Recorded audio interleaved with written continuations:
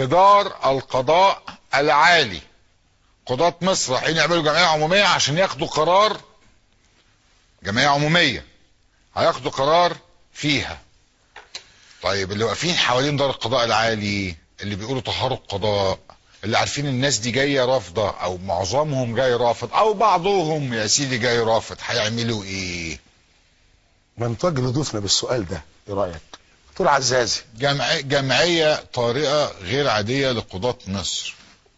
المشهد هيبقى ازاي كده؟ المشهد على النحو التالي، انه احنا امام هجمه على القضاء وعلى استقلال القضاء واحتكار لكل السلطات، والاول مره حاكم بيستحوذ على سلطات القضاء. ما بيحصلش خالص، يعني ممكن ياخد السلطه بتاعه البرلمان لحين الاستفتاء على الدستور واجراء الانتخابات مثلا، ياخد سلطه الجهه التنفيذيه وهو بيشكل حكومه جديده الى اخره. يعني في استثناءات او ثغرات في القانون تتيح له ان يستحوذ على السلطه قليلا من الوقت. لكن ما يحدث حينما يعني يستولي على سلطة التشريع وسلطة التنفيذية وسلطة القضاء والسلطة التأسيسية، احنا امام الحقيقة مش مجرد استحواذ، احنا امام جريمة. لما يجي القضاة دلوقتي يعملوا جمعيتهم التأسيسية في نفس هذا المكان، الرسالة واضحة جدا. هذا المكان دار القضاء العالي لن يتحول الى دار قضاء واطي تحت اقدام السلطة، تحت اقدام الاتحادية. دار القضاء العالي لابد ان يظل عاليا. تواتر المدة اللي فاتت مظاهرات في دار القضاء العالي او حواليه تطالب بما يسمى ظلما بتطهير القضاء. فهنا الناس بيدافعوا عن صرح العدالة عند دار القضاء العالي، لكن انا لا اتوقع حدوث اي صدامات في المرحلة اللي جاية، لانه بعد جمعة الحساب وما حدث فيها اعتقد انهم تعلموا من درس المواجهة انه هم الخاسرون دائما في اي مواجهة. مش خاسرون بمعيار القوة، لكن خاسرون بمعيار السمعة السياسية والمصداقية والمشروعية الى اخره. ناهيك عن انه الدكتور مرسي في بداية عهده تحدث عن انه لن يستخدم بعد حل المجلس وبعد الاعلان الدستور المكمل وبعد كل هذه المشكلات، قال لن استخدم التشريع او سلطات التشريع التي احيلت اليه إلا في أضيق نطاق، كما نص حتى بيان العلماء.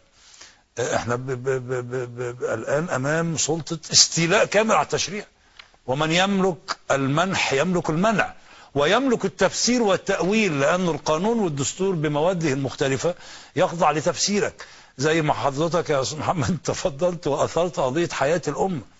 فذلك حياة الخطر على حياة الأمة الآن لا يأتي إلا من الإخوان الحقيقة.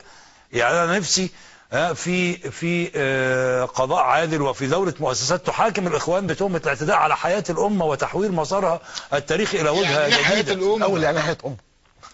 وأنا أعرف الحياة الحمراء والحياة الزرقاء والحياة البنفسجي يعني السيد البدوي. لكن دلوقتي احنا بس الكلام حوالين المراحل الانتقالية التي كثر الحديث عنها. احنا طالعين من مرحلة انتقالية الى مرحلة انتقالية. نحن الان امام مشهد نهاية وليس مشهد بداية. الموالون لحكم الدكتور مرسي يتحدثون عن نصر مؤزر في غزة، ويتحدثون عن ثورة جديدة بقرارات الإعلان الدستوري النهاردة. الكارثة اللي حصلت بيسموها ثورة عظيمة جدا. بيان العلماء الخطر فيه الحقيقة فإنه مش الدولة هي اللي بتوجه التحذير، بالك ناس أطراف مدنية في الدولة سواء جبهة أو أفراد مجموعة أو تنظيم سياسي بيحذروا وبيهددوا في ثنايا هذا التحذير بالمواجهة الحاسمة للرافضين لهذه القرارات. خلي بالك انت دلوقتي ما بقتش قدام دوله بتمارس سلطه مؤسسات. حتى الداخليه لو قالت الكلام ده يعني ممكن يبقى مفهوم، ممكن يعني احنا ما نقبلوش، لكنه مفهوم انه الداخليه سلطه يعني دائما سلطه قمع. يعني فلما تقول الكلام ده يبقى ده ينسجم مع لغه الداخليه. لكن لغه علماء الاسلام والمسلمين يتكلموا عن انهم سوف يواجهون بحسب بالك طبعا مبطل فيها استخدام العنف، مبطل فيها استخدام التشويه، مبطل فيها استخدام الاغتيال المعنوي كما يحدث في الإعلام إلى آخره. الحاجة الثانية انه فكرة انه فقد الشرعية بما تم النهاردة، الشرعية والمشروعية. ما فيش مشروعية بالمعنى الاجتماعي ولا بالمعنى القانوني للدولة، ولا شرعية بالمعنى الدستوري. لو انتهت المحكمة الدستورية مثلا إلى قرار عزل متعلق بحيثيات محددة مبنية على هذا الإعلان، أنت هتبقى قدام مواجهة يعني عنيفة جدا لابد أن يدخل فيها الجيش كطرف باعتباره حامل الشرعية، وإذا فقد مرسي الشرعية فأنت أكيد أمام مطلب أن الجيش يتدخل لحماية المشروعية وحماية الشرعية على هذا النحو. تخيل بقى المادة يعني عشان أكد لك أنه يعني اللي حكم صياغة هذه المواد حالة من الإحن والكيد. عارف كده لما كانوا يتحدثوا في الثقافة الشعبية عن كيد النساء. لا يجوز لأي هيئة قضائية في المادة الخامسة حل مجلس الشورى أو الجمعية التأسيسية تحديدا، كما لو أنه يجوز للهيئات القضائية أنها تحل مجلس الشعب مثلا بالك، أو تحل أي حاجة تانية. يعني هم دول لأنهم بننتظر احنا خلال أيام قليلة جدا أنه في إجراء قانوني، في محكمة، في حكم. فانت بتصيغ الماده يعني مش باعتبارها احكام عامه في دستور او في قانون، لا انت بتصيغها خصيصا عشان بعد يومين في حكم معرفش، فاقول لك الغي الحكم قبل ما يحصل. حلو.